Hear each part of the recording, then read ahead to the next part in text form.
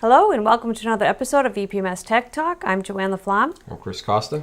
So Chris, what would you like to talk about today? Well, I thought we could look at what it takes to validate UPS addresses within enterprise. Okay, that'd be a great topic. That is an area that we have some changes, that we've done some new enhancements to. One thing I just want to mention that UPS validation is a module that you would need to purchase and register like any other module in enterprise. Right. Okay, so let's go take a look. Sure.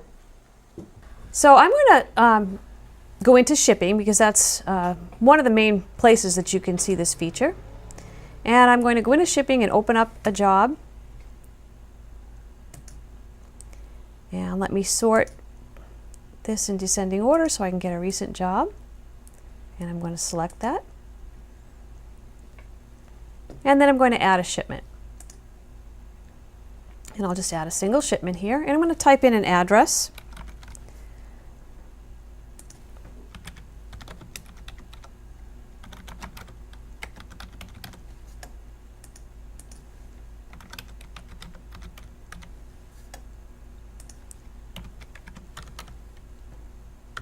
Okay, once my address is typed, I can then fill out the rest of the form as I normally would for shipping. I'll add my packages, fill in information here.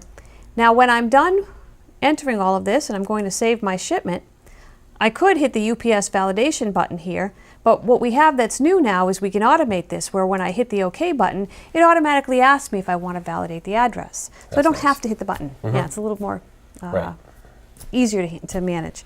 Sure.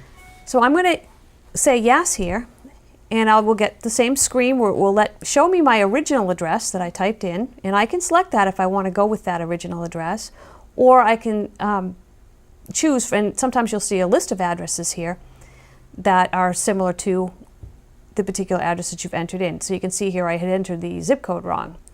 So here's a valid address from UPS that I can select. I'll hit OK here, and then it will add that address and save the shipment.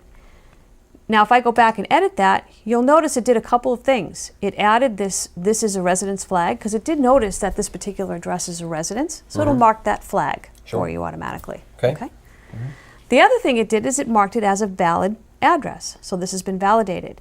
So now if I go and make a change to this, I add another package or whatever, when I hit the OK button, it won't ask me again because it knows it's already validated. The other thing you can see when you edit here, if I go to my ship to lists here, there's also a field on the ship to table that says validated. So you can see here I've got a few addresses for this customer that have already been validated in the database, and I also have an address that has not been validated out of my ship to list.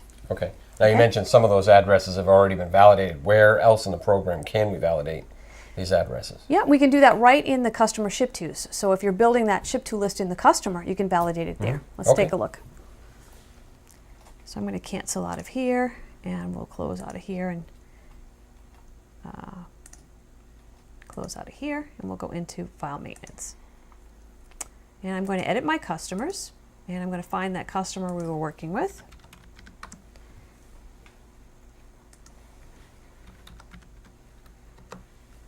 And I will edit that customer and go into the ship to addresses.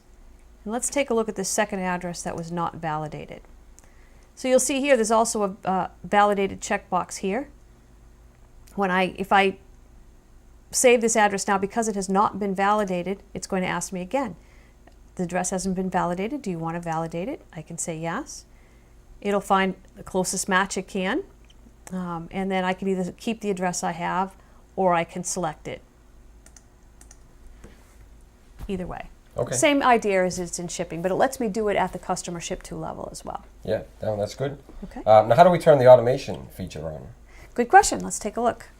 Let me close here and cancel out of all of these. Now you set the UPS validation up under the interfaces connection, whether you're using the automation or not. And I'm going to find my particular application. So here it is. It's called UPS Online Tools. You would have to add that. I'm going to edit mine. You would click the UPS Online Tools from the drop down here. You would enter in the web service URL, which you can get from UPS. You would enter your web service username, password, and license key, all of which you can get from UPS. If you go on their website, you can search for it and Okay. and get that information or sign up for it. Sure. Okay. Okay. One more piece of information here is, again, if you want to automate it, you would check off that use automation mode. If you don't, you just want to use the button, you'd leave it unchecked. Okay, Either way. but you have to check. You have to set this up regardless. Regardless, Even right. if you just want to use the button automatically. Correct. Yep. Okay. Perfect. Okay. Sure. Do you have any other questions? No, that was perfect. Thank you. Thank you. And thank you for joining us for another episode of EPMS Tech Talk. I'm Joanne LaFlamme. I'm Chris Costa. Please look forward for more to come.